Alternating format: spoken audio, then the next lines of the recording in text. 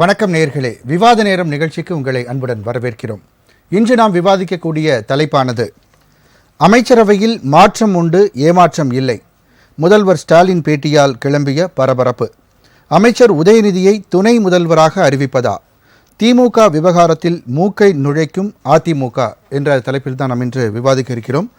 முதலமைச்சர் அவர்கள் கொளத்தூர் தொகுதியில் இன்று பார்வையிட சென்றபோது, பல்வேறு பணிகளை அவர் பார்வையிட சென்ற பொழுது பத்திரிகையாளர்கள் கேட்ட கேள்விக்கு அவர் பதிலளிக்கையில், அதாவது துணை முதல்வராக உதயநிதி ஸ்டாலின் அவர்கள் ஆக்கப்படுவாரா அப்படின்னு கேட்ட கேள்விக்கு அமைச்சரவையில் மாற்றம் இருக்கும், ஏமாற்றம் இருக்காது என்ற ஒரு பதிலை அவர் அளித்திருந்தார்.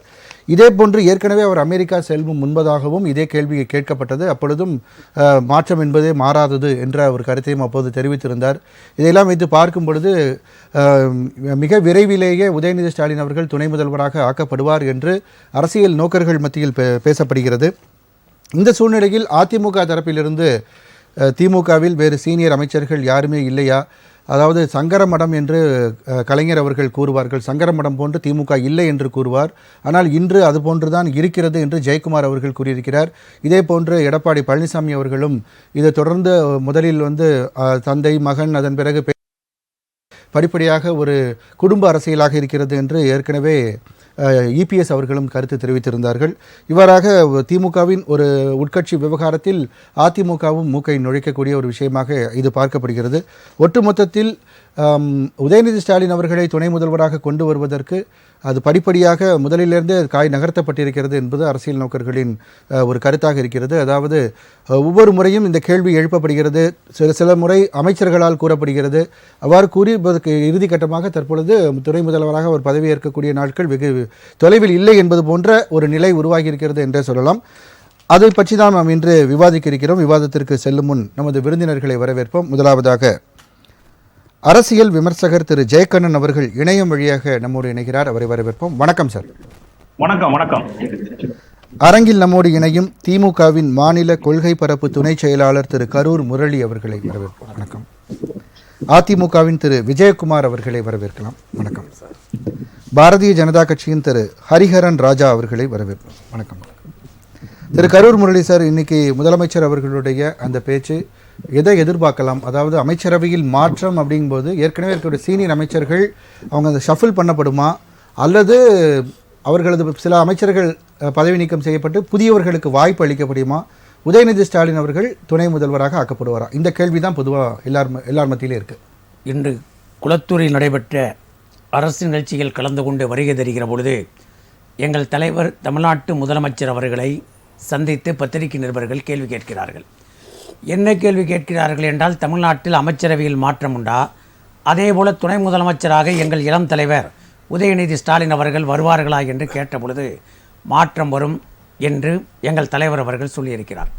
சொன்ன பிறகு ஏதோ ஜெயக்குமார் அவர்கள் பேட்டியில் கொடுக்கிற பொழுது எதென்ன சங்கரமடமா என்று கலைஞர் சொன்னார், அதில் துணை முதல்வராக உதயநிதி ஸ்டாலின் அவர்கள் வரலாமா என்று கேட்டிருக்கிறார். இது கேட்கக்கூடிய தகுதியும் தராதரமும் ஜெயக்குமாருக்கு கிடையாது. ஏனென்றால் ஜெயக்குமார் வாரிசு அரசுகளை பற்றி பேசுவதற்கு எந்த வகையான யோக்கியதையும் கிடையாது. ஏனென்று கேட்டால் அதிமுகவில் தென் சென்னையினுடைய நாடாளுமன்ற வேட்பாளராக நிறுத்தப்பட்டவர் யார்? தன்னுடைய மகனை கொண்டு வந்து நிறுத்திவிட்டு இப்பொழுது திமுகவில் துணை முதல்வராக தளபதி உதயநிதி ஸ்டாலின் அவர்கள் வரக்கூடாது என்று இவர்கள் பேசுகிறார்கள் என்று சொன்னால் அடுத்து படுக்கரையை மட்டுமல்ல கழிவறையை எட்டி பார்க்கறதை போல நான் உணர்கிறேன். ஏனென்றால் எங்கள் உதயநிதி ஸ்டாலின் என்ற எங்கள் இளம் தலைவர் இந்த இயக்கம் வெற்றி பெறுவதற்காக 2019 ஒற்றை சங்கலின் மூலமாக ஒட்டுமொத்த மதவாத சக்தியாக RSS பெற்றெடுத்த குழந்தையாக இருக்கக்கூடிய பிஜேபியை தமிழ்நாட்டில் நுழைய விடாமல் தடுத்தவர் எங்கள் உதயநிதி ஸ்டாலின். அது மட்டுமல்ல, 2021 திராவிட முன்னேற்ற கழகம் வெற்றி கொடி நாட்ட வேண்டும் என்பதற்காக 234 தொகுதிகளிலும் பிரச்சாரம் செய்து திமுகவை அரியணையில் ஏற்றியவர் எங்கள் தலைவர் தளபதி ஸ்டாலின் என்றார். அவருக்கு இணையாக துணையாக இந்த இயக்கத்தில் உழைத்தவர் எங்கள் உதயநிதி ஸ்டாலின். சரி, வந்த நாடாளுமன்ற தேர்தல், இந்த நாடாளுமன்ற தேர்தலில் 40க்கு 40 நாங்கள் வெற்றி பெற்றிருக்கிறோம் என்றால் 40க்கு 40 வெற்றி பெற்றதில் எங்கள் தலைவருடைய பங்கு இருப்பதைப் போல எங்கள் இளம் தலைவர் உதயநிதி ஸ்டாலினுடைய பங்கு இருக்கிறது. ஆகவே அவர் இந்த இயக்கத்தின் துணை முதல்வராக வருவதிலே எந்த வகையான மாற்றமும் கிடையாது, மறுப்போ கிடையாது. எங்கள் இயக்கத்தில் இருக்கின்ற சீனியர் தலைவர்கள் அந்த தலைவர்கள் கூட அதை ஒத்துக்கொள்கிறார்கள். ஏனென்றால் திராவிட இயக்கம் என்பது ஒரு கட்சி அல்ல, அது இயக்கம். அது இயங்கிக் கொண்டிருக்க வேண்டும். இயங்கிக் கொண்டு இருந்தால்தான் அந்த இயக்கத்தை இயக்குவதற்கு ஒரு தலைமை வேண்டும். ஜெயலலிதா செய்த தவறை அண்ணா செய்யவில்லை, ஜெயலலிதா செய்த தவறை எங்கள் கலைஞர் செய்யவில்லை, எங்கள் கலைஞர் செய்யாத தவறை எங்கள் தளபதி ஸ்டாலின் அவர்களும் செய்ய மாட்டார். ஏனென்று கேட்டால் திராவிட இயக்கத்தை வழிநடத்து திமுகவை வழிநடத்துவதற்கு தனக்கு பிறகு யார் என்று கேட்டபொழுது அண்ணா சூசகமாக சொன்னார், நான் விட்டு சென்ற பணிகளை செய்வதற்கு என் தம்பி கருணாநிதி இருக்கிறார் என்று தலைவரின் பெயரை சொன்னார். நான் இப்பொழுது விட்டு செல்கிறேன், அதை தொடர்வேன் என்று சொன்னார். அதன் பிறகு எங்கள் தலைவர் கலைஞர் அவர்கள் என்ன சொன்னார் என்றால், திமுக என்று சொல்லப்படுகிற இந்த ஜனநாயக இயக்கத்தை, திமுக என்று சொல்லப்படுகிற இந்த மக்களுக்காக பாடுபடுகிற இயக்கத்தை வழிநடத்துவதற்கு நம்மளுடைய தளபதி ஸ்டாலின் என்று எங்கள் தளபதியை அடையாளம் காட்டினார். சரி, அதன் பிறகு இந்த இயக்கம் எங்கள் தலைவர் சொன்னார் அல்லவா, வெள்ளி விழாவில் திமுகவின் ஆட்சிதான், அதே போல எங்களுடைய பொன் விழாவில் திமுக ஆட்சிதான், பவள விழாவிலும் திமுக ஆட்சிதான், நூற்றாண்டிலும் திமுக ஆட்சிதான் இருக்கும். இதுதான சங்கரமடத்தோட நிகழ்வுகள், வழக்கமும் அதான. நான் சங்கரமடத்தில் மாவட்டம் என்ன சொல்றேன் அப்படின்னா, இப்போ நீங்க சொல்றீங்க வாரிசு அரசியல் சொல்லிட்டு, இப்போ ஜெயக்குமார் அவர்களே சொன்னீங்க அவங்க பையனை கொண்டு வந்தாங்கன்றது. ஆனா அதிமுக பாத்தீங்கன்னா யார் வேணாலும் தலைமையாக வரலாம். எடப்பாடி பழனிசாமி அவர்களை ரொம்ப நாளைக்கு பெரிய அளவுல மக்களுக்கு தெரியாது, திடீர்னு அவர் ஒரு முதலமைச்சரா வராரு, முதலமைச்சரா வந்தாரு, வரக்கூடிய சாத்தியக்கூறுகள் அங்க இருக்கு. அந்த மாதிரி ஒரு சாத்தியக்கூறு திமுக இருக்கான்னு தான் பொதுவா எல்லாருடைய கேள்வி. திமுகவில் உழைப்பவர்களுக்கு முக்கியத்துவம் தரப்படுகிற இயக்கம் திமுக தான். தளபதி உழைத்தார், சிறைக்கு சென்றார், வரலாம், ஒரு கட்டம் வரைக்கும் தான் வர முடியும், அதுக்கு மேல வர முடியாது சார். அதாவது நான் என்ன, எடப்பாடி பழனிசாமியும் திமுக ஒப்பிடாதீங்க. எடப்பாடி பழனிசாமி ஒரு உதாரணத்துக்காக சொல்றேன், அதிமுகவோட தலைமை சொல்லவே கூடாது சார். திமுக, அதாவது எடப்பாடி பழனிசாமி என்பவர் துரோகத்தினுடைய வடிவம், துரோகத்தினுடைய வடிவமாக. நான் எடப்பாடி பழனிசாமின்ற ஒரு நபருக்காக சொல்லல, அங்க யாரு வேணாலும் வரதுக்கான வாய்ப்பு இருக்கு, இங்க அந்த வாய்ப்பு இருக்கா அப்படின்றதான் கேள்வி. யாரு வேணாலும் வரலாம். இப்போ கரூர் முரளி, எங்கோ இருந்த ஒரு முரளி, காண்டாங்குயில் என்று சொல்லப்படுகிற ஒரு குக்கிராமத்தில் பிறந்த முரளி, ஒன்றும் ஒரு அரசியல் பின்புலமோ ஜாதி பின்புலமோ பணக்காரன் என்ற அடையாளமோ இல்லாத கரூர் முரளி திமுகவின் கொள்கை பரப்பு துணை செயலாளர் என்ற ஒரு இடத்தை எட்டி பிடித்து. கண்டிப்பா நீங்க அடுத்த கட்டமா பொருளாளர் ஆகலாம், துணை பொதுச் செயலாளர் ஆகலாம், எல்லாம் ஆகலாம். ஆனா அதுக்கு அடுத்த ஸ்டேஜுக்கு போக முடியுமா அப்படின்றதான் எங்க கேள்வி. வாய்ப்பு இருந்தால், தகுதி இருந்தால், உழைப்பு இருந்தால் எங்கள் தலைவரும் தலைமையும் அனுமதிக்கும். அதாவது இந்தியாவில் இருக்கிற அரசியல் கட்சிகளிலே திமுகவை போல ஒரு ஜனநாயக இயக்கம் கிடையாது. கிளைக்கழகம் உண்டு, அது ஒன்றிய கழகம் உண்டு, நகர கழகம் உண்டு, மாவட்ட கழகம் உண்டு. இந்த மாவட்ட கழகம் கிளைக்கழகம் எல்லாம் தான் உதயநிதி ஸ்டாலினை ஏற்றுக்கொண்டார். சரி சரி, இப்போ நீ ஏற்றுக்கிட்டாலும் கூட கூட்டணியில் இருக்கக்கூடிய விசிகாவோட ஆதவ் அர்ஜுன் அவர்களே சினிமாவில் இருந்தவங்க எல்லாம் துணை முதலமைச்சர் ஆகும் பொழுது எங்களுடைய தலைவர் இந்த மாதிரி அமைச்சரவையில் பங்கு கேட்கறதுல என்ன தவறு அப்படின்ற. அவர் யாருன்னு எனக்கு தெரியாது சார். விசிகாவோட ஒரு துணை பொதுச் செயலாளர், இல்லை துணை பொதுச் செயலாளராக இருக்கலாம். திடீர்னு அவர் வராரு, திடீர்னு அவர் ஒரு கருத்தை சொல்றாரு. அவர் கருத்துக்கெல்லாம் நான் மறுப்பு சொல்வதற்கோ விவாதிப்பதற்கோ தயார் கிடையாது. உதயநிதி ஸ்டாலினை ஒரு நடிகனாக பார்க்க கூடாது. அவர் ஒரு கொள்கைவாதி, பெரியாரின் பேரன். பெரியார் எந்த சனாதனத்தை இந்த மண்ணை விட்டு விரட்ட வேண்டும் என்று காலமெல்லாம் உழைத்தாரோ, அந்த சனாதனத்தை கொசுவை ஒழிப்பதைப் போல, மலேரியாவை டெங்கை ஒழிப்பதைப் போல ஒழிக்க வேண்டும் என்று பேசியவர் எங்களுடைய அண்ணன் உதயநிதி ஸ்டாலின். உங்களுக்கு ஒன்று சொல்கிறேன், நீ எந்த ஆயுதத்தை எடுக்க வேண்டும் என்று முடிவு செய்யக்கூடாது. எதிரிதான் எந்த ஆயுதத்தை எடுக்க வேண்டும் என்று முடிவு செய்ய வேண்டும். எங்கள் தளபதி ஸ்டாலின் உதயநிதி ஸ்டாலின் என்ற ஆயுதத்தை கையில் எடுத்த பிறகு சனாதன கூட்டமே அலறுகிறது என்று சொன்னால், எங்கள் பெரியார் தான் சொன்னார், நன்றாக சிந்தித்துக்கொள், நீ போகிற பாதை சரியாக இருக்கிறதா இல்லையா என்பதற்கு ஒரே ஒரு தராசைகள். உன் எதிரி உன்னை விமர்சனம் செய்கிறான் என்றால் உன் பாதை சரியான பாதை, உன் எதிரி உன்னை போல்கிறான் என்றால் பாதையில் தவறு நடக்கிறது என்று எங்கள் ஈரோட்டு பெரியார் சொல்லியிருக்கிறார். கண்டிப்பா சார், அடுத்த வீட்டில் விரிவாக பேசுவோம். திரு விஜயகுமார் சார், உங்களுடைய முதல் சுற்று கருத்து. நீங்க ஏன் தேவையில்லாம மூக்கை நுழைக்கிறீங்க சார்? அது அவங்களுடைய உள்கட்சி விவகாரம் தானே. ராஜ் நியூஸுடைய நேயர்களுக்கும் நெறியாளரான உங்களுக்கும் சகா பங்கேற்பாளர்களுக்கும் அன்பு வணக்கம். வணக்கம். அதாவது அவங்க கட்சியில் செயல்பு தலைவராக போட்டுட்டோம், அவங்க உட்கட்சியில் ஒரு பொறுப்பில் போட்டுட்டா அதுக்கு இது கேள்வி கேட்க போகிறதில்ல.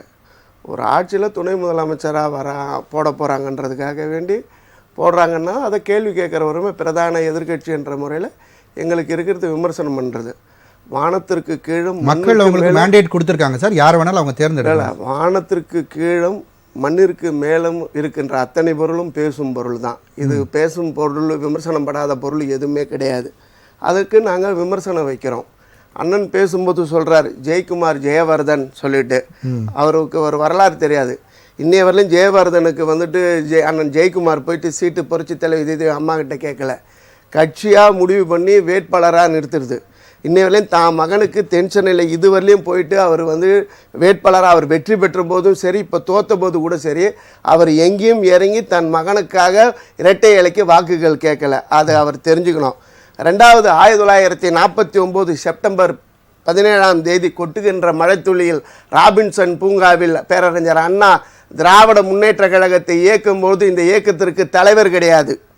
தம்பியே வா, தலைமை ஏற்க வா, உன் ஆணைக்கு நான் கட்டுப்படுகிறேன் என்று பேரறிஞர் அண்ணா அழைத்தது நாவலர் நெடுஞ்செழியனை தவிர கலைஞர் இல்லை. கலைஞர் இந்த திமுகவை கபலீகரம் செய்ததுக்கு பிறகுதான் தலைவர் பதவி என்று ஒன்னே அவருடைய சுயநலத்திற்காக ஆரம்பிக்கப்பட்டது. இதனால இது இல்ல. ரெண்டாவது இவங்க பேசும்போது திமுக காரங்க கழிவறையை பத்தியே பேசுவாங்க, கழிவறையை பத்தியே தான் பேசுவாங்க. அவர் பேசும்போது நான் குறுக்கிடு, அவரை நான் பேசுகின்ற போது நான் குறுக்கிடு. தவறான தகவல் இல்ல. இது தம்பியே வா, தலைமை ஏற்க வா, உன் ஆணைக்கு கட்டுப்படுகிறேன் என்று அதை சொல்ல சொல்லுங்க.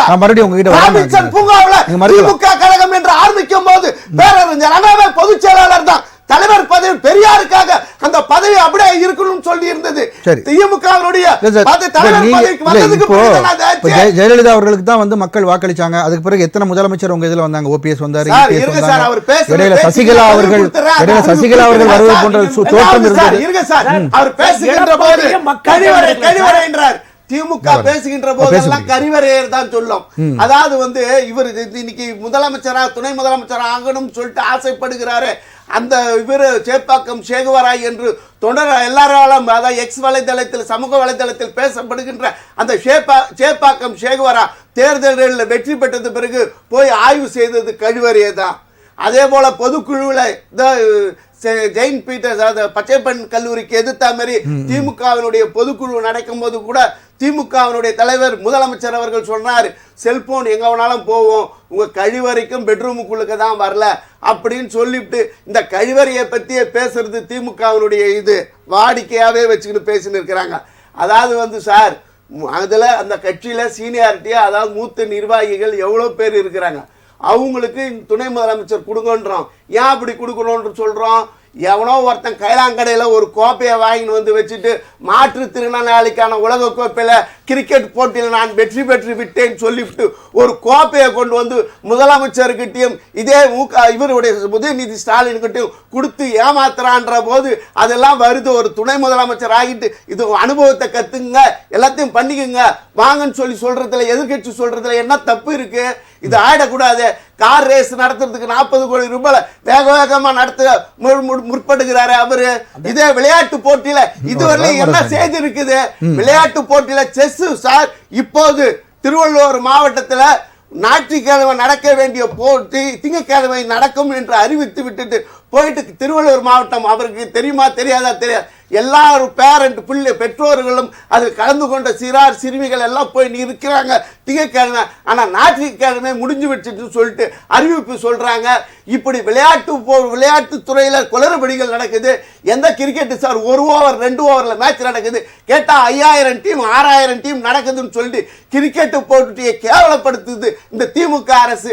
அந்த விளையாட்டுத்துறை அமைச்சர் பொறுப்பேற்றது விளையாட்டுத்துறையை சும்மா விளம்பரம் தான் இருக்கிற தவிர அது இளைஞர்களுக்கு சரியான வாய்ப்பு விளையாட்டுத்துறையில் கிடையவே கிடையாது. கேட்டா அவர் சொல்றாரு விளையாட்டு போட்டியை வந்துட்டு பிடி பீரியடை வந்துட்டு கடன் வாங்காதீங்கன்னு சொல்றாரு. அவர் தான் 520 திமுக வாக்குறுதிகள்ல 234 சட்டமன்ற தொகுதியிலும் ஒரு சட்டமன்ற தொகுதியில ஒரு விளையாட்டு மைதானம் அமைப்புன்னு சொல்லியிருக்கிறாங்க. இதுவரை எத்தனை விளையாட்டு மைதானத்தை அமைச்சிருக்கிறாங்க சொல்லுங்க பார்ப்போம். எதுவுமே எல்லாமே விளம்பரத்துக்காகவும் அது பேச்சுக்காகவும் சொல்றாங்க தவிர உண்மையா எந்த வேலையும் நடக்கவே. உங்களுடைய பார்வை ஒரு எஃபிஷியன்ட்டா இல்ல, அதனால அவர் வர வேண்டாம்னு தான் உங்களுடைய கருத்து. சார் அனுபவம் கத்துக்கிட்டோம் சார். எடுப்புல வந்துட்டவர் ஒருத்த கைலாங்கடையில இருந்து வாங்கி ஏமாத்துறது எவ்வளவு அசிங்கம் சார் இது. இங்க வருங்க, பழைய பொருளை பத்தியே பேசிட்டு இருக்காரு. ஆனா எடப்பாடி பழனிசாமி ஒரு பழைய பொருளுங்கிறது அவருக்கே தெரியும். அவரெல்லாம் மாதிரி உழைச்சு 1974 முதல்ல திமுக கிளை செயலாளரா இருந்து வந்தவர் இவ்வளவு மாதிரி இருந்து சொகுசா உடனே வந்துட்டு மன்னருக்கு அடுத்தது தளபதி இளவரசர் இப்படி எல்லாம் பட்டம் சூட்டிக்கு உள்ள வரல. அவர் வந்துட்டு கிளை செயலாளர் இருந்து போராட்டங்களை பல கண்டு அதுல வெற்றி பெற்று வந்திருக்கிறவர் அவரு. எங்க கட்சியில ஒரு கிளை செயலாளர் கூட பொதுச் செயலாளர் ஆகலாம். இதோ பேசக்கூடிய நான் கூட எங்க கட்சியில உயர்ந்த இடத்துக்கு நாளைக்கு வரலாம். இவர் சொல்றாரு கரூர் முரளி அந்த கட்சியினுடைய தலைவராக இவர் ஆக முடியுமா? ஓபன் சவாலா, ஓபன் சேலஞ்சா நான் விடுறேன். அவரால் வர முடியுமா? சொல்லுங்க. ரெண்டு பேரும் நம்ம கேட்க வேண்டிய கருத்துக்கள். திரு ஹரிகரன் ராஜா, உங்களுடைய பார்வையில் இந்த முதலமைச்சர் அவர்களுடைய இன்றைய பேட்டி. திமுகவோட நாட்கள் எண்ணப்படுது. நான் என்ன கேட்குறேன், மக்கள் விரோத ஆட்சிக்கு எதுக்கு மகுடம் சூட்டுறீங்க? இப்போ உதயநிதி அண்ணன் துணை முதலமைச்சராக என்ன ஆக போகுது? அப்படியே துவண்டு கிடக்கிற தமிழகம் அப்படியே தூக்கி நிப்பாட்டிடுவீங்களா? ஏகப்பட்ட பிரச்சனை தமிழ்நாட்டில் இன்னைக்கு போயிட்டு இருக்குது. இவங்க சார் வானளவுன்னு கேள்விப்பட்டிருக்கீங்க. வானளவு பொய் சொல்லுவாங்க, வானளவு ஊழல் பண்ணுவாங்க, வானளவு வசனம் பேசுவாங்க. வசனத்தை வைத்துக்கொண்டு ஓட்டக்கூடிய ஆட்சியில் யார் முதலமைச்சராக இருந்தா என்ன, யார் துணை முதலமைச்சராக இருந்தா என்ன? அப்பா முதலமைச்சர் இருக்காரு, அதை விட ஒரு ஸ்பெஷல் ஐட்டம் இருக்குது அப்படின்னு காட்டக்கூடிய அளவில் துணை முதலமைச்சர் வந்து என்ன பண்ணிட்டு போகிறாரு? அப்பா கதையே ஆடி போயிட்டோம். இன்னைக்கு உதயநிதி வந்து அப்படியே அசந்து போயிடுவோமா? தமிழகத்திற்கு இவர்களால் பெற்றது என்ன, இவங்க பெற்றுக் கொடுத்தது என்ன, இவங்க தந்தது என்ன? ஒண்ணுமே இல்லாமல் ஏமாற்றக்கூடிய இவர்கள் இப்படி வசனம் பேசிக்கிட்டு அண்ணன் முரளி மற்ற மாநிலங்களை விட நம்ம எல்லாத்தையும் கல்வியில உயர்ந்திருக்கோம், எல்லாத்துலயுமே உயர்ந்து தான் இருக்கோம். ஸோ அப்போ நீங்கள் திராவிட கட்சிகள் குறிப்பாக திமுக அதிமுக கொண்டு வந்தது என்னன்னு நீங்கள் கேட்குறீங்க? இன்னைக்கு சார் திராவிட கட்சிகளுக்கு ஒரு பிரச்சனை. திமுக ஆட்சியை காப்பாற்ற பாடுபடுது, அதிமுக கூட்டணிக்காக ஏங்கி நிற்குது. இன்னைக்கு பாரதிய ஜனதா கட்சி என்ன பண்ணுது? மக்களை காக்கிறதுக்கு நிக்கிறோம். இன்னைக்கு மக்களுக்கான கட்சியாக மக்கள் ஒரு நிமிஷம் இருங்க, ஒரு நிமிஷம் இருங்க. அதாவது ஒரே விஷயம் தான், திமுகவை பொறுத்தவரை இன்னைக்கு விடுதலை சிறுத்தையினுடைய துணை பொதுச் செயலாளர் அண்ணன் பேசுறாரு, கரெக்டுங்களா? அவர் என்ன கேட்டாரு? சினிமாவில் இருக்கக்கூடிய இவருக்கு துணை முதலமைச்சர் ஒப்பிடும், அது சரியா இருக்கும், எங்கள் இளம் தலைவர் என்று நீங்கள்லாம் போட்டுறீங்களே, ஏன் திருமாவளவனுக்கு என்ன குறைச்சல்னு கேட்குறாங்க. இதற்கு திமுக பதில் சொல்ல முடியுமா? அண்ணன் ஆர் ராசாவை கேட்குறாங்க, அவர் சொல்றாரு அவருக்கு இன்னும் கொள்கை புரியல. இப்போ விசிகாவோட கொள்கை என்ன? திமுக அவருக்கு ஜால்ரா அடிப்பதா? இல்ல திமுகவில் வந்து மன்னர் ஆர் ராசா தெளிவா சொல்றாரு. நான் சொல்லிடுறேன், அதாவது கொள்கையில என்னன்னா குறைந்தபட்ச செயல் திட்டம் அவர் வேணும்னு கேட்கிறார். குறைந்தபட்ச செயல் திட்டம் பிஜேபிக்கும் திமுகவுக்கும் தேவைப்படும். ஏன்னா கொள்கை முரண்பாடு இருக்கு. நான் கேட்பது ஒரே கொள்கையில இருக்கிறவங்க குறைந்தபட்ச செயல். ஒரே நிமிஷம் இருங்க. திமுக யாருக்கான கட்சி? அப்படியே பட்டியலின மக்களுடைய பாதுகாப்பு கட்சியாக சிறுபான்மை மக்களுக்காக நாங்க தான் நிக்கிறோம். ஊரெல்லாம் தண்டர் அடிக்கிறீங்களே, ஏன் ஒரு பட்டியலத்தை சேர்ந்த ஒரு தலைவருக்கு துணை முதலமைச்சர் கொடுத்தா என்ன பிரச்சனை? ஆமாங்க கொடுத்துட்டா போச்சு, எங்கள் திருமாவளவனுக்கு கொடுத்துட்டா போச்சுன்னு சொல்லுங்க. ஏன் இப்படி நடுங்குறீங்க? ஏன் விஜய் வருவதை திசை திருப்பதற்கு இதெல்லாம் ஒரு நாடகம் நடத்துறீங்களா? சந்தேகமா இருக்கு. இன்னைக்கு திராவிட கட்சிகள் சார், இன்னைக்கு திராவிட கட்சிகள் சார் ஒரு நிமிஷம் இருங்க, திராவிட கட்சிகள் விழிப்பிதுங்கி நிக்குது. ஒரு நிமிஷம் இருங்க, திராவிட கட்சிகள் விழிப்பிதுங்கி நிக்குது. எதனால? இன்னைக்கு பாரதிய ஜனதா கட்சியை சமாளிக்க முடியல, இப்ப புதிதாக வரக்கூடிய அண்ணன் விஜயை சமாளிக்க முடியல. இப்ப எங்களை போன்ற மாற்று சக்திகளை திராவிட கட்சிகள் பிஜேபியை தடுத்தவர். நான் பேசுவோம், இன்டர் பண்ணாதீங்க, ஒரு சென்டென்ஸ் கம்ப்ளீட் பண்றேன். அதாவது திராவிட கட்சிகள் எங்கள் போன்ற புது வரவுகளை பற்றி ஏன் நடுங்கணும்? நீங்க தான் பொற்கால ஆட்சி கொடுத்துருக்கீங்க, நீங்க தான் 3.5 ஆண்டு அப்படியே தங்கத்தை வச்சு தாங்குறீங்க. சார் இன்னைக்கு எல்லாத்தையும் விட்டுருவோம் சார். இன்னைக்கு மழை பெஞ்சுதா? எவ்வளவு நேரம் பெஞ்சிருக்கும்? 15 நிமிடம் மழைக்கு சென்னை வந்து அது பிரதான சாலையா இல்ல பாதாள சாலையான்னு தெரியல, பாதாள மாதிரி இருக்குங்க. பிரதான சாலையும் குண்டு குழியும், தெருவுலலாம் போனீங்கன்னா வாஷ் அவுட். ஆனா எல்லா இடத்துலையும் பாத்தீங்கன்னா பதாகை, மாமன்ற உறுப்பினர் நிதி, முதலமைச்சர் நிதி. இப்ப உதயநிதி என்ன வந்துட்டாருன்னா துணை முதலமைச்சர் நிதின்னு போடுவாங்க. இங்க எந்த நிதியுமே வளரல, எந்த நிதியுமே மக்கள்கிட்ட போல. சில நிதி தான் வளருது. அண்ணன் உதயநிதி, அண்ணன் தயாநிதி, அண்ணன் கலாநிதி, இவங்க வீட்டுல தான் நிதி இருக்கு, இவங்க தான் வளர்றாங்க தவிர மக்களுக்கு என்ன சார் செஞ்சுட்டாங்க இவங்க? இன்னொன்னு முரளி என்ன சொல்றாரு, திமுகவில் யாரா இருந்தாலும் உழைக்கிறவங்களுக்கு மரியாதை. நான் கேட்பது சார் ஒரு முன்னாடி இருக்கேன். அப்ப நான் கேட்ப ஒரே கேள்வி, அண்ணன் அதிமுக அண்ணன் கேட்டது போல திமுக தலைவராட முடியுமாங்க? இன்னைக்கு ஒரு பட்டியலினத்தை சேர்ந்த சகோதரர் சொல்றாரு என் தலைவரை துணை முதலமைச்சர் ஆக்குங்க. ஏன் இப்படி அடிச்சுக்கிறீங்க? சரி அவர் தான் அடுத்த கட்சி, அண்ணன் ராசா அவர்கள் துணை அமைச்சர் ஆக்கிடுவீங்களா? நீங்க பக்கத்து இருக்கையில உட்கார வச்சிருவீங்களா? நீங்க இன்னைக்கு முரளி அண்ணன் கஷ்டப்பட்டு வந்திருக்காரு. அதாவது இந்த ஒரு படத்துல வரும் பாருங்க, 3/4 கிலோ மிச்சர்ல வேர்க்கடை தேடுற கதை, அண்ணனுடைய கதை. அண்ணன் வந்திருக்காரு, ரொம்ப மகிழ்ச்சி. திமுக அண்ணனை போன்ற ஆட்கள் குக்கிராமத்திலிருந்து வந்து பொறுப்பு இருக்கிறது ரொம்ப அபூர்வம். அந்த விஷயத்துல பாரதிய ஜனதா கட்சி அவரை பார்த்து வியக்குது, வரவேற்குது. ஆனா அவரை போன்று திமுக வாய்ப்பு இருந்திருக்கா? நீங்க கேட்கலாம், ஏங்க திமுக உட்கட்சி விஷயம் நீங்க தலையிடுறீங்கன்னு கேட்கலாம். ஆட்சியில இது லட்சணம் தானே? ஆட்சியில என்ன பங்கு கொடுத்துட்டீங்க? எத்தனை குக்கிராமத்துல இருந்து வந்தவங்களுக்கு ஒரு 10 பேர் குக்கிராமத்துல இருந்து வந்தவங்களுக்கு பொறுப்பு கொடுத்திருக்காங்க. குக்கிராமத்துல இருந்து மந்திரி ஆக்கியிருக்காங்க. அந்த விஷயத்துல ஒரு நிமிடம் சார், சனாதனத்தை பேசி தடுத்தது உதயநிதி அவர்கள் தான். அந்த விஷயத்துல புரட்சி தலைவி அம்மாவை நாங்கள் போற்றுகிறோம். சாதாரண எளியவனா இருப்பான், நேற்று வரை அவன் அடையாளம் காணப்படாத எங்கேயோ தெருவோரமா இருக்கக்கூடியவனை கூட்டு வந்து அமைச்சராக்கக்கூடிய ஆற்றல் படுத்துவோம். அவங்க சொன்னா பரவாயில்ல, அவங்க கட்சியில பேசினா பரவாயில்ல. திமுக என்ன பண்ணிருக்கு, எப்ப பண்ணிருக்கு? அதான் சார் சொல்றேன். பிஜேபி வராமல் தடுத்தது, சனாதனத்தை பேசி வந்து ஒரு பெரிய ஒரு எழுச்சியை ஏற்படுத்தியது, தமிழகம் முழுவதும் வந்து சுற்றுப்பயணம் செய்து தமிழ்நாட்டில் ஸ்டாலினுடன் சேர்ந்து ஆட்சி அமைக்க உதவியது. இதெல்லாம் உதயநிதி அவர்களுடைய சாதனைகள் சொல்றாரு. சார் எழுச்சி புரட்சி எல்லாத்தையும் நாங்க வரவேற்கிறோம். அந்த கல்ல மட்டும் கொடுத்துட்டு போக சொல்லுங்க. ஒத்த கல் எடுத்துட்டு போனாரு, அந்த கல்லையும் திருடிட்டு போயிட்டாங்க சார். அந்த எய்ம்ஸ் வரலன்றாங்க. நாங்க சார் இவங்க பேச்சுப்படி ஒரே ஒரு கல் தான் சார் இருக்கட்டும். அந்த ஒரு கல்லை ஏங்க தூக்கிட்டு போறீங்க? அதையும் திருடி கொண்டு போறீங்களே. மக்கள் இன்னைக்கு சார் மக்களுடைய வாழ்க்கையை திருடிட்டீங்க, எங்க நிம்மதியை திருடிட்டீங்க.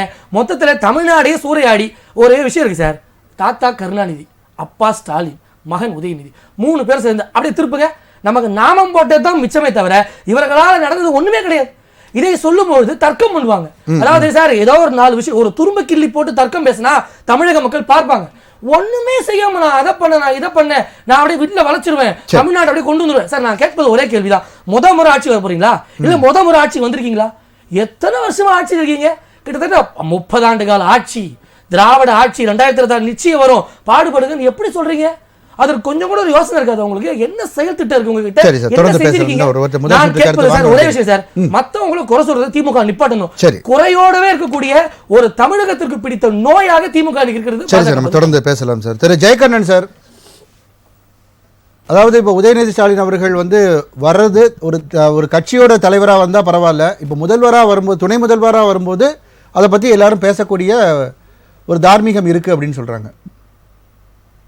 அதாவது ஆட்சியிலும் கட்சியிலும், அதாவது யார் எம்எல்ஏ வர்றாங்களோ அவங்க அமைச்சராக வர்றதுக்கான அனைத்து தகுதியும் இருக்கிறது, சரிங்களா? அடுத்ததாக அமைச்சரவையில் முதலமைச்சர் பார்த்து யாருக்கு வேண்டுமானாலும் துணை முதலமைச்சர் பரிந்துரை செய்யலாம். இதுதான் சட்டப்படியான இருக்கக்கூடிய விதிகள். அதன் அடிப்படையில் அந்த கட்சியில் யாரை வேண்டுமானாலும் துணை முதல்வராக கொண்டு வர முடியும். இவர்களுடைய பார்வையில் துணை முதல்வராக வரக்கூடாது என்றால் அது அரசியல் காரணங்களுக்காக சொல்லப்படுவதை தவிர கட்சியினுடைய முடிவும் முதலமைச்சர் எடுக்கின்ற முடிவும் தான் அடுத்த கட்டமாக துணை முதல்வர் யார் என்பதை முடிவு செய்ய வேண்டியதாக இருக்கிறது. இதுல வந்து உட்கட்சி பிரச்சனைகள்ல இப்ப அண்ணா திராவிட முன்னேற்ற கழகத்தில் நடந்த பிரச்சனைகள் என்றைக்காவது திராவிட முன்னேற்ற கழகம் தலையிட்டிருப்பதா? இல்ல பாரதிய ஜனதா கட்சியில் இருக்கக்கூடிய பிரச்சனைகளே திராவிட முன்னேற்ற கழகம் ஏதாவது பிரச்சனையில் உள்ளே வந்திருக்கிறதா?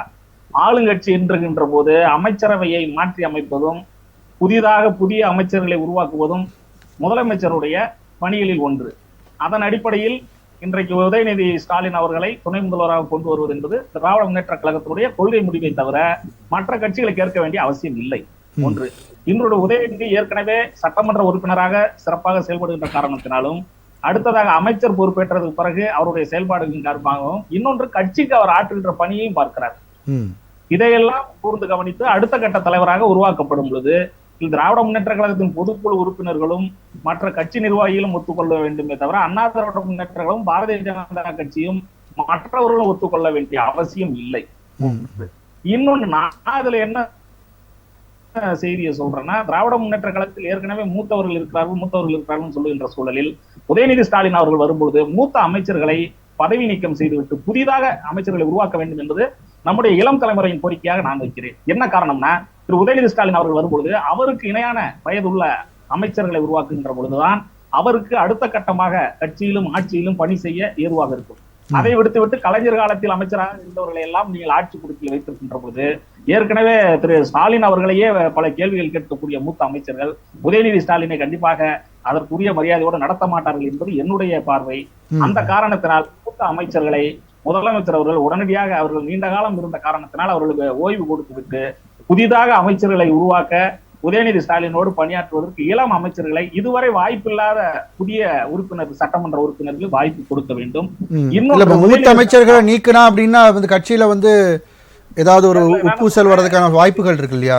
இல்ல ஏற்கனவே வந்து அண்ணா திராவிட முன்னேற்ற கழகத்துல அவர் சொல்றாரு இல்லையா, ஜெயலலிதா நினைச்சா யாரை வேணா அமைச்சராக்குவாங்க. அது மாதிரி திராவிட முன்னேற்ற கழகத்துல அதற்கான ஆளுமை ஸ்டாலின் அவர்களுக்கு இருக்கிறது. அந்த அடிப்படையில் மூத்த அமைச்சர்கள் நீண்ட காலம் அவர்கள் பணியாற்றி இருக்கிறார்கள். குறிப்பாக வந்து கட்சிக்கு பிரச்சனையாகவும் தொடர்ச்சியாக எதிர்காலத்தில் உதயநிதி ஸ்டாலின் அவர்களுக்கு பிரச்சனையாக இருக்கக்கூடிய அமைச்சர்களை இரும்பு கரம் கொண்டு உடனடியாக கலைஞர் அவர்களே கூட இந்த மாதிரியான ஜெயலலிதா அவர்கள் பண்ணது மாதிரியான ஒரு நடவடிக்கைகளை ஈடுபடல. கலைஞருடைய செயல்பாடு என்பது வேறு, திரு ஸ்டாலின் அவர்களுடைய செயல்பாடு என்பது வேறு. இன்னும் சொல்ல போனால் கலைஞர் அவர்களுடைய காலத்தை விட திரு ஸ்டாலின் அவர்களுடைய காலத்திலே தேர்தல் வெற்றிகள் அதிகமாக இருக்கிறது, கட்சி கட்டுக்கோப்பாக இருக்கிறது.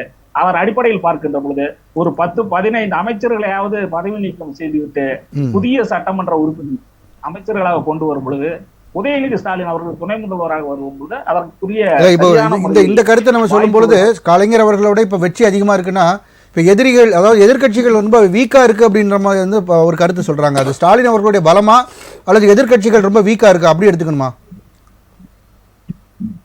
அதாவது ஒரு கட்சி அரசியலில் வெற்றி வருகின்ற பொழுது பலவீனம் இருக்கிறது, அதையும் சார்ந்துதான் கட்சியை நடத்த முடியும்.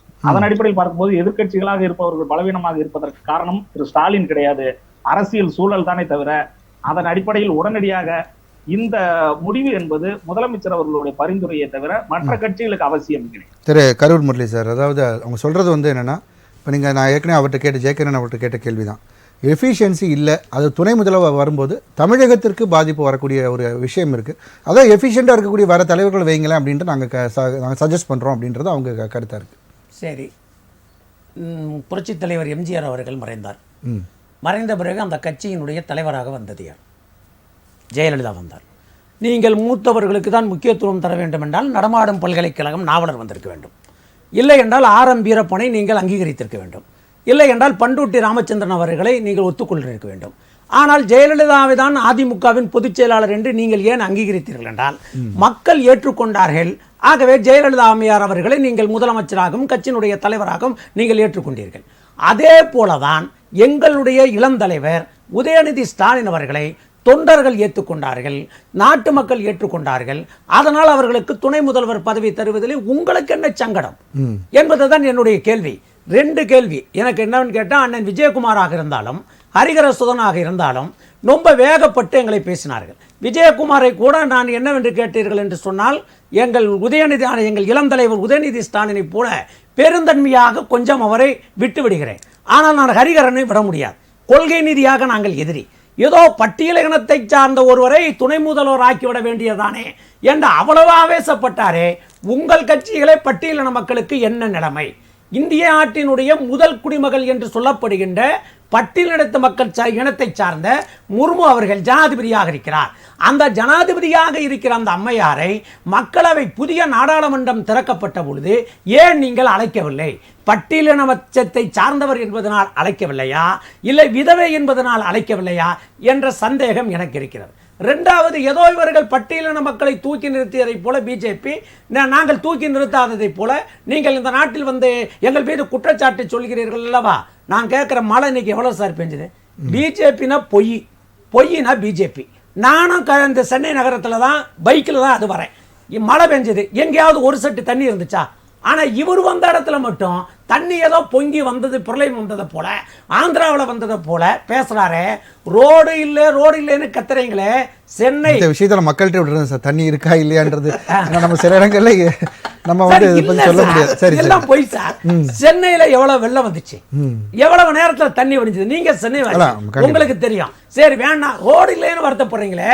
ஒரு சென்னை, ஒரு காஞ்சிபுரம், ஒரு திருவள்ளுவர், ஒரு தூத்துக்குடி, ஒரு திருநெல்வேலி, கன்னியாகுமரி, இதுல வெள்ளப்பெருக்கால் எல்லா சாலையும் அடித்து கொண்டு போனதே ரோடு போடுறதுக்கு நிதி கொடுத்தீங்களா?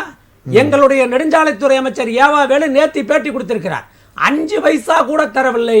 ஆனால் திமுக 750 கோடி ரூபாய் செலவில் நாங்கள் ரோடு போட்டிருக்கோம். நாங்க இத்தனையும் செஞ்சுட்டு சொல்றேங்க. தம்பி ஹரிகரன் பேசுற பொழுது சொன்னார், திமுகவின் நாட்கள் எண்ணப்படுகிறது என்று. இவர் மட்டுமல்ல, திமுக நாட்களை, திராவிட இயக்க நாட்களை பல பேர் எண்ணிக்கொண்டுதான் இருக்கிறார்கள். எண்ணியதில் கூட்டல் தான் வந்திருக்கிறதே தவிர கழித்தல் வரவில்லை. எங்கள் அண்ணாவை பார்த்து ஒருவர் சொன்னார், உங்கள் நாட்கள் எண்ணப்படுகிறது என்று. கோபப்படவில்லை அண்ணா. நாட்கள் எண்ணப்படுகிறது என்று சொன்ன பிறகு மற்றவர்களாக இருந்தால் வேகப்பட்டிருப்பார்கள். எங்கள் அண்ணா அழகாக சொன்னார், நாட்கள் எண்ணப்படுகிறது என்று சொல்கிறீர்கள், நான் எடுத்து வைக்கிற ஒவ்வொரு அடியும் அளந்து வைக்கிறேன் என்று சொன்னார்.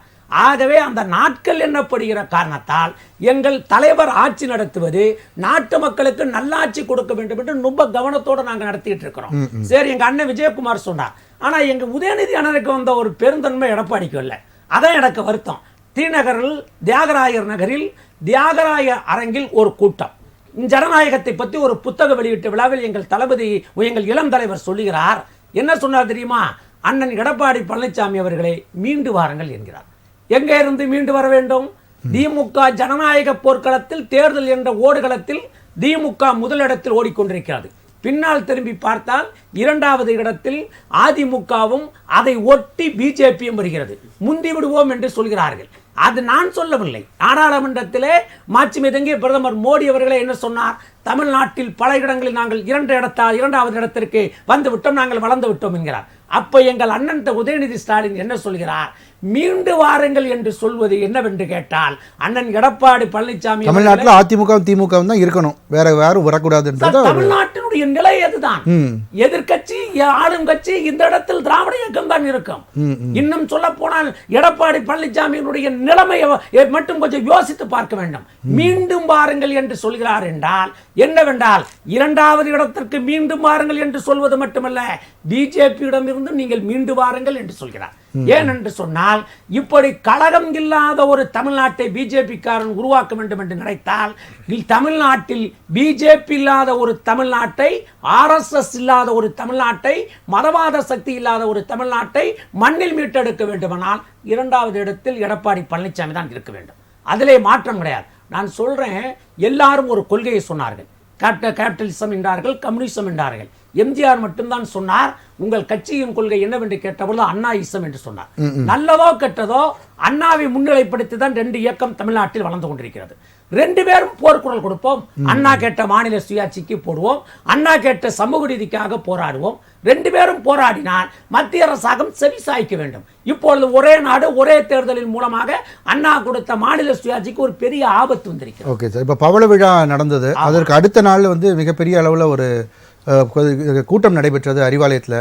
அன்னைக்கே அது முடிவுகள் எடுக்கப்பட்டிருக்கு அமைச்சரவை குறித்து அப்படின்ற ஒரு தகவல்கள் வந்தது. அதை பற்றி உங்கள் கருத்து என்ன சார்? சார், அமைச்சரவையில் மாற்றம், துணை முதலமைச்சர் நியமித்தல், எல்லா பொறுப்பும் எங்கள் தலைவர் கையில் இருக்கிறது. அவர் சொன்ன வாதத்திற்கு தான் நான் விவாதத்திற்கு வந்திருக்கிறேன். அவர் யாரை அமைச்சராக போடுகிறாரோ அதை பற்றி எனக்கு தெரியாது. சரி, மாற்றல் இலாக்காவிலும் எனக்கும் தெரியாது. ஏனென்று சொன்னால், எங்களுக்கு என்னை பொறுத்தளவு, நான் திராவிட இயக்க வரலாற்றை முழுமையாக படித்தவர். எதை வேண்டுமானாலும் திமுக காரன் இழக்கலாம். கடமை, கண்ணியம், கட்டுப்பாட்டில் கடமை இல்லாவிட்டாலும் பரவாயில்லை, கண்ணியம் இல்லாவிட்டாலும் பரவாயில்லை. ஒவ்வொரு திமுக தொண்டரும் கட்டுப்பாட்டை இழக்கக்கூடாது. நான் அந்த வட்டத்தில் தான் போட முடியும். ஹரிஹரன் பேசலாம், அவருடைய கட்சி முடிவை என்ற வேண்டாம் அறிவிக்கலாம். இப்பொழுது நிலைமை இல்லை. இப்பொழுது நிலைமையில் அண்ணன் விஜயகுமார் கூட பேசலாம், அவர்களுக்கு பிரச்சனை இல்லை. ஆனால் எங்கள் இயக்கத்துக்கு ஒரு கட்டுப்பாடு இருக்கிறது. அந்த வளையத்துக்குள் இருந்துதான் நான் பேசுவேனே தவிர, மாமிசத்தை போட்டால் சிங்கம் கூண்டை விட்டு வெளியே வருவதை போல முரளி வருவான் என்று நீங்களும் நினைக்க கூடாது.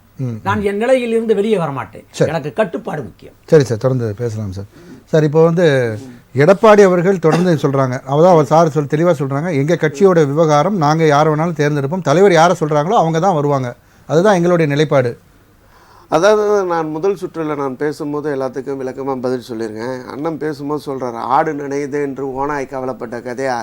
அதாவது 2026 தேர்தல் காலத்தில் வெற்றி பெற போகின்ற இயக்கம் அனைத்து இந்திய அண்ணா திராவிட முன்னேற்ற கழகம்.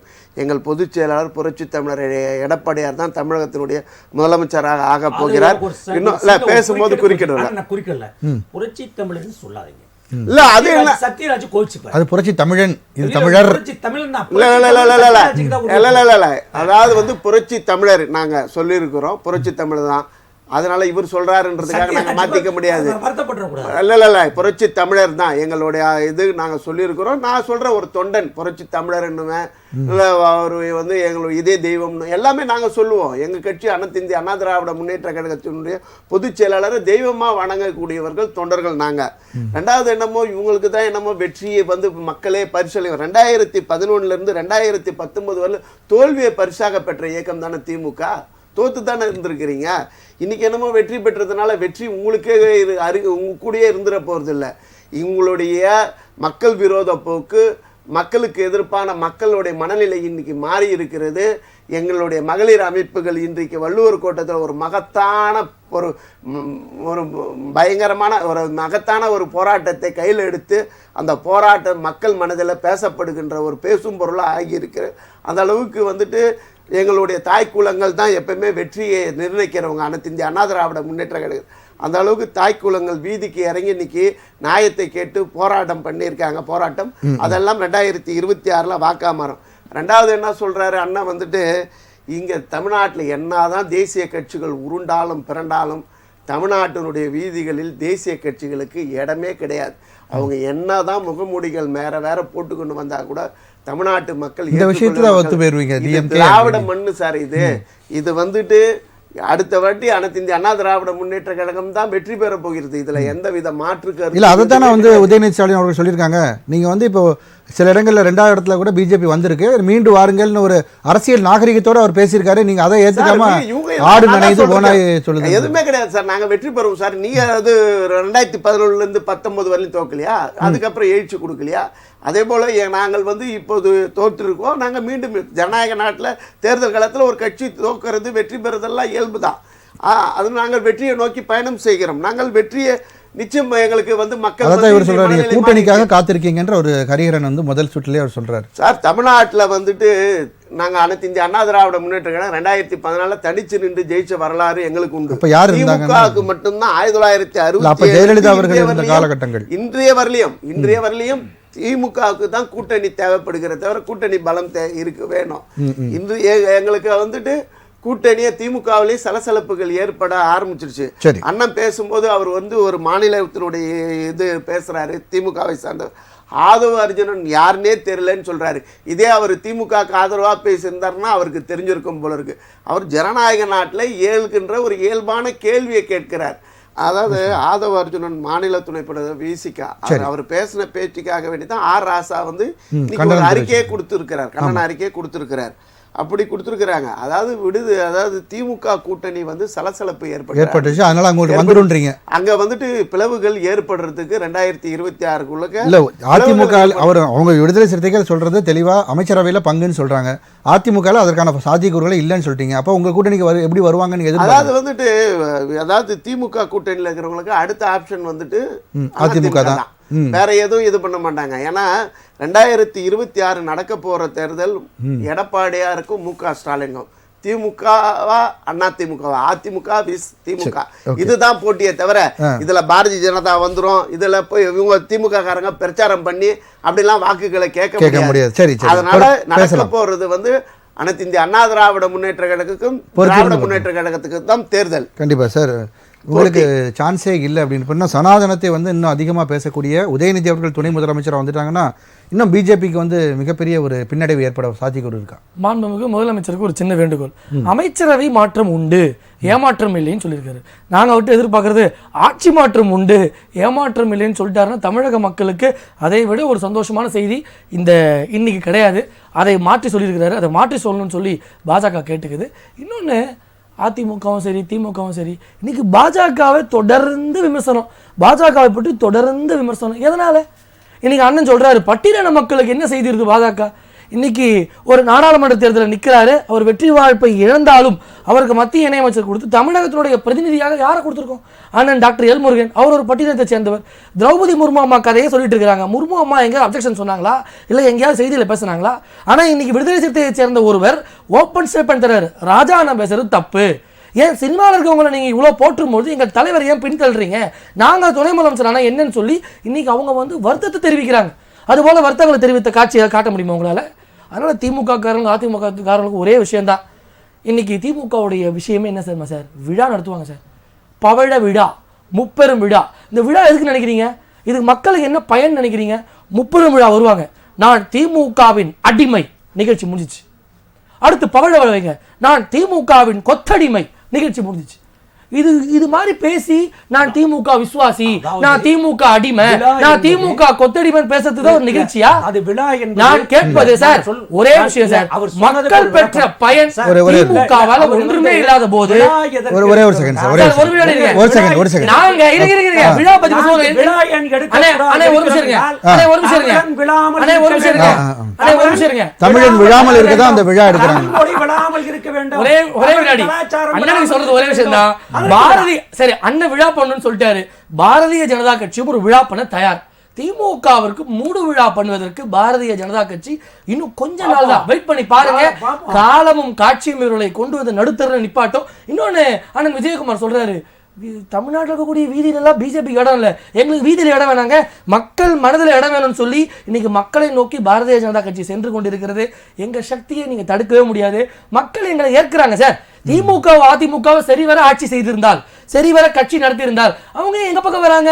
புரட்சி இளைஞர் அண்ணாமலையாரை தேடி இன்னைக்கு தமிழக மக்கள் ஏன் வராங்க? நாங்க ஒரு செய்தி சொன்னா இன்னைக்கு அது பெரிய லைம் லைட்டுக்கு வருது. இன்னைக்கு பாரதிய ஜனதா கட்சியில ஒரு செய்தி பார்க்க முடியுமா நீங்க? ஏன் கை ஊன முடியாது, கால் ஊன முடியாது. ஆனா அண்ணன் முரளி மேல ரொம்ப மகிழ்ச்சி எனக்கு. மத்திய அரசின் திமுக காரங்க ரொம்ப நாள் கழிச்சு அண்ணன் வாயில வந்திருக்கு. அது ஒரு துணை கொள்கை பரப்பு செயலாளர், அவர் வாயில வர்றது ரொம்ப சந்தோஷம். இன்னொன்னு பிஜேபி இருக்கு, பிஜேபி காணாம போய் வச்சிருவோம், பிஜேபி அழிச்சிருவோம் இருக்குன்றது ஒத்துக்கிறதுக்கு திமுக காரங்களுக்கு மீண்டும் நன்றி தெரிவிக்கிறோம். இன்னும் ஒரே விஷயங்க, தமிழக மக்கள் எங்களை ஏற்கிறாங்க. பட்டி தொட்டியெல்லாம் எங்கள் கட்சியானது சென்று விட்டது. பூத் இல்ல ஆள் இல்லைன்னு சொன்ன வடையெல்லாம் இன்னைக்கு காலி ஆயிருச்சு. திமுக எந்தெந்த நரேட்டிவ் எல்லாம் பிஜேபிக்கு செட் பண்ணதோ அதையெல்லாம் நாங்க இன்னைக்கு தகர்த்து இன்னைக்கு மக்கள் மனதில் இடம் பிடித்து திட்டங்களுக்கு இருக்கு சார். நல்லாட்சி என்ன செய்யறாங்க? நல்லாட்சி யாருது? மாண்புமிகு பாரத பிரதமர் மனித குலசாமி மோடி ஆட்சி அப்படி காட்டுங்க. உலகத்திலே மோசமான ஆட்சி வரலாற்று ஒரு எக்ஸாம்பிள் காட்டணும்னா இன்னைக்கு நடக்கக்கூடிய அன்பு தலைவர் தளபதியுடைய ஆட்சி. காமித்தாலே வரக்கூடிய இளைஞர்களா இருக்கட்டும், இல்ல நான் சாவரரும் திமுக தான் போட்டேன்னு சொல்றாங்க பாருங்க, அவங்களே எதுக்குடா போட்டோன்னு ஃபீல் பண்ணக்கூடிய அளவுல ஒரு தொடர்ந்து பேசலாம். திரு ஜெயகண்ணன் சார், திரு ஜெயகண்ணன் ஒரே ஒரு திரு ஜெயகண்ணன் சார், அதாவது வந்து தொடர்ந்து பல்வேறு விமர்சனங்கள் இப்பொழுது அதிமுக சார்பாக இன்று ஒரு போராட்டம் நடைபெற்றது.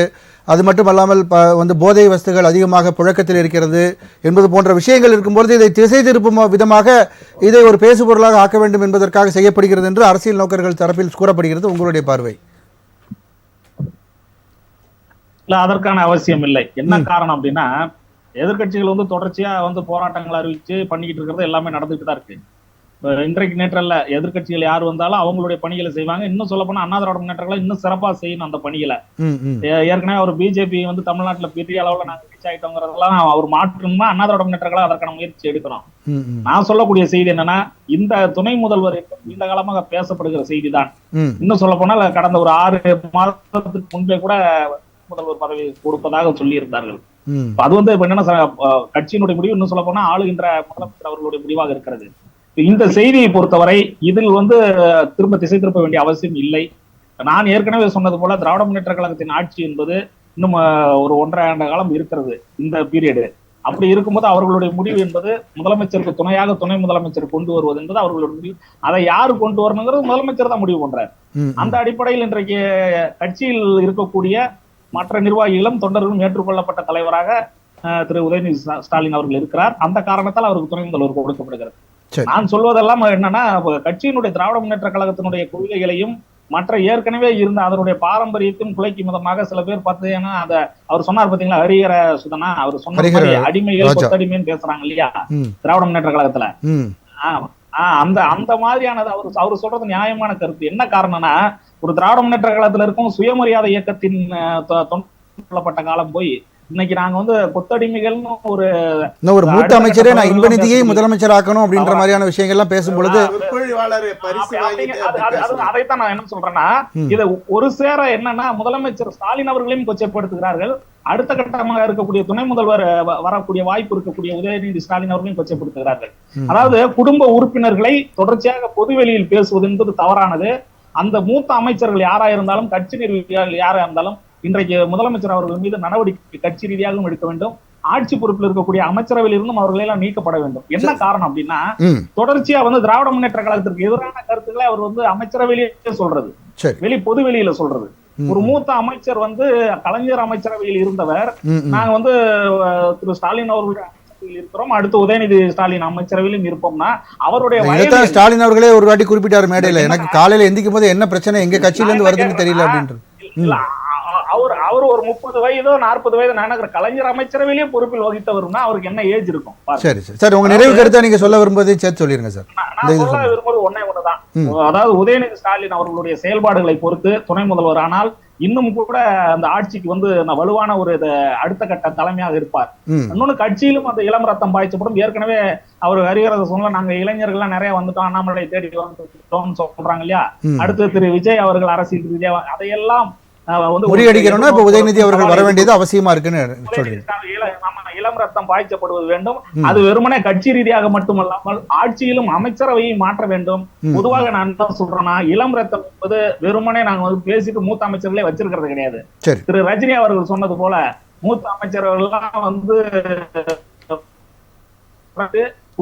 உருவாக்கப்பட வேண்டும். அதன் கீழ உதயநிதி ஸ்டாலின் அவர்களுடைய அடுத்த கட்ட அரசியல் நகர்வும் எதிர்காலமும் சிறப்பாக இருக்கும் என்பது. நன்றி உங்க கருத்துக்களுக்கு நன்றி. திரு ஹரிஹரன் ராஜா, உங்களுடைய நிறைவு கருத்தை நீங்க பதிவு. சார், எங்களுக்கு வாய்ப்பு வேணும் சார். தமிழகத்துல என்னை போன்ற இளைஞர்களுக்கு வாய்ப்பு வேணும். திமுக இருக்கக்கூடிய பல பேருக்கு வாய்ப்பு நழுவப்பட்ட, பல பேருக்கு வாய்ப்பு தகர்க்கப்பட்டவர்களுக்கும் சேர்த்து தான் பேசுறோம். எங்களை போன்ற சாமானியர்கள் நாங்க ஏன் இவ்வளவு கத்துறோம், நாங்க ஏன் இவ்வளவு பேசுறோம் கேட்டா திமுகவுடைய கொள்கை முடிவு ஆட்சி முதலமைச்சர் யார் சொல்றாரோ அவங்க தான், அது எங்களுக்கு தான் தெரியும் சார். அதை தாண்டி நாங்களாம் இன்னைக்கு கேட்கக்கூடிய ஒரே விஷயம், எங்கள் கட்சி சாமானியர்களாக வழிநடத்தக்கூடிய கட்சி. மோடியுடைய பின்புலம் என்ன தெரியுமா உங்களுக்கு? இல்லை எங்க அப்பா பேர் தெரியுமா, எங்க பின்புலம் தெரியுமா? ஒண்ணுமே கிடையாது. எங்களை போன்ற சாமானியர்களாக சேர்ந்து நடத்தக்கூடிய ஆட்சி இன்னைக்கு இந்தியா தாண்டி உலக அளவு பேசப்படக்கூடிய இடத்துல இருக்கு. முதலமைச்சருக்கு ஒரு குற்ற உணர்ச்சி ஆயிடுச்சு. ஓப்பனா சொல்ல போனா வெளிநாடு சென்று வந்த பிறகு ஒரு குற்ற உணர்ச்சி. என்னன்னு கேளுங்க, எங்க அப்பாவும் நானும் இந்த நாட்டை ஆளாம இருந்திருந்தா அமெரிக்கால முக்காவாசியா தமிழ்நாடு இருந்திருக்குமோ அப்படின்னு யோசிக்கக்கூடிய அளவிற்கு இன்னைக்கு திமுக காரங்களுக்கு ஒரு கில்ட்டி கான்ஷியஸ் வந்துருச்சு. நான் சொல்லுவது ஒரே கருத்து சார், நான் நிறைவேற்றக்கூடிய ஒரே கருத்து, நான் ஒரு சாமானியன், நான் இந்த நாட்டை ஆள வேண்டும், என்னை போன்ற இளைஞர்கள் வர வேண்டும். புதிய ரத்தம் பாய்ச்சறது தயவு செய்து அண்ணன் உதயநிதி அண்ணன் தான் புதிய ரத்தம் சொல்லாதீங்க. அதை விட புதிய ரத்தம் நாங்களெல்லாம் இருக்கோம், நாங்களெல்லாம் அரியணை போகணும், நாங்களே இப்ப சட்டசபைக்கு போறது. இதே மாதிரி அப்பா அடுத்து இன்பநிதி வருவாரு, என் பையனும் போக முடியாது சார். அப்புறம் என்னோட வாய்ப்பு போன பரவாயில்ல, என் பையனும் போக முடியாது, என் பேரனும் போக முடியாது. இவர்கள் பையனும் பேரனும் போறதுக்கு நாங்கள் சட்டசபைக்கு போகாம இருக்க முடியாது, நாங்க நாடாளுமன்றத்துக்கு போக முடியாம இருக்கிறது. எங்கள் குரலும் அங்கு ஒலிக்க வேண்டும். எங்களை போன்ற சாமானியர்களும் அந்த அரங்கத்தை அலங்கரிக்க வேண்டும். இவர்களெல்லாம் சேர்ந்து அலங்கோலப்படுத்த வேண்டாம் என்பது. நன்றி. விஜயகுமார் சார், உங்களுடைய நிறைவு. நன்றி. அதாவது வந்து 2026 நோக்கி நாங்கள் பயணம் செய்கிறோம். அதாவது வந்துட்டோம் நெருங்கி வந்துட்டோம், கோட்டையை நோக்கி நெருங்கி வந்துட்டோம். 2026 வெற்றியை நோக்கி நாங்கள் பயணம் செய்வோம். தம்பி பேசுகின்ற பொழுது, அதாவது பாரதிய ஜனதா கட்சி ஆட்சியில் தேனாரும் பாலாரும் ஓடுற மாதிரி இந்தியா முழுக்க தமிழ்நாட்டில் மத்திய பிரதேசம் உத்தரப்பிரதேசம்லாம் என்ன நடக்குது, இப்போ இவங்களுக்கு திருப்பி வாய்ப்பு கொடுத்த அன்னபூர்ணா ஹோட்டல் உரிமையாளர்களுக்கு ஏற்பட்ட நிலைமை ஏற்படும்னு தமிழக மக்கள்லாம் நினச்சின்னு இருக்கிறாங்க. இப்படியாப்பட்ட சூழ்நிலையில் தம்பி வந்து எங்களுக்கும் வாய்ப்பு வேணும்ன்றாரு. வாய்ப்பு இளைஞர்களுக்கு அவங்களுக்கு கிடைச்சா, அவங்க கட்சியில் அவருக்கு கிடைச்சா மகிழ்ச்சி தான், சந்தோஷம்தான். அவருக்கு ஒன்றா ராஜ்யசபா எம்பி ஆகி தம்பி போகிறதுக்கு வாழ்த்துக்களை. ஏதாவது ஒரு மாநிலத்தில் தம்பிக்கு ராஜ்யசபா எம்பியாக கொடுத்து பாரதிய ஜனதா கட்சியில் தம்பி இவ்வளோ ஒரு வீர ஆவேசமாக பாரதிய ஜனதாவில் நரேந்திர மோடிக்கு, அதாவது இந்தியாவிலே வந்து காந்திக்கு அப்புறமா ஒரு மகாத்மா காந்தியாகவே இவர் உலகம் சுற்றும் வாலிபானாகவே இருக்கிறாரு. ஒவ்வொரு நாட்டுக்கும் போயிட்டு வந்துன்னு இருக்கிறாரு. இந்தியாவை வல்லரசு நாடாக ஆக்கிவிட்டாரு. அதனால அவர் ஆகிறதுக்கு இது எதுவும் நடக்காது. பாரதிய ஜனதா கட்சியோ எதுவுமே இப்போ திமுக சொல்ற மாதிரி எதுவுமே இல்லை. நாங்கள் மிகப்பெரிய வலுவாக நாங்கள் எழுந்து நின்று விட்டோம். வெற்றியை நோக்கி பயணிக்கிறோம். எடப்பாடியார் தமிழகத்தினுடைய முதலமைச்சராக ஆவார். சரி, நன்றி சார். உங்களுடைய நிறைவு கருத்து. ஹரிஹரன் பேசுகிற பொழுது சுயமரியாதையை பற்றி சொன்னார். மனிதனை மனிதன் மதிக்க வேண்டும், மனிதனை மனிதன் சமமாக நடத்த வேண்டும். இதுதான் திராவிட இயக்கத்தின் சித்தாந்தம். ஒரு அன்னபூர்ணா சீனிவாசன் பண்ண கொடுத்தா வரி இல்லை, ஜாம கொடுத்தா வரி, வச்சு கொடுத்தா வரி, மக்களெல்லாம் என்னை பார்த்து கேட்குறாங்க, ஏங்க ரெண்டையும் தனித்தனியாக கொடுத்துருங்க, நானே வச்சு சாப்பிட்டுக்கிறேன்னு பேசினார். அவரை கூட்டிகிட்டு போய் வரின்னு வரி வச்சுருந்தா கூட பல அந்த அம்மா சீதாராமனுக்கு முன்னாடி வலைய வச்சு பேசுகிறவங்க இவங்க சுயமரியாதையை பற்றி, அடிமைத்தனத்தை பற்றி பேசுகிறாங்க. சரி விடுங்க. அடுத்து சொன்னாங்க வாரிசு அப்படின்னு பேசுகிறாங்க. நான் கேட்குறேன், கர்நாடகா மாநிலத்தில் பிஜேபி சார்பில் 39% பேர் வாரிசுகளுக்கு சீட்டு கொடுத்தார்கள்.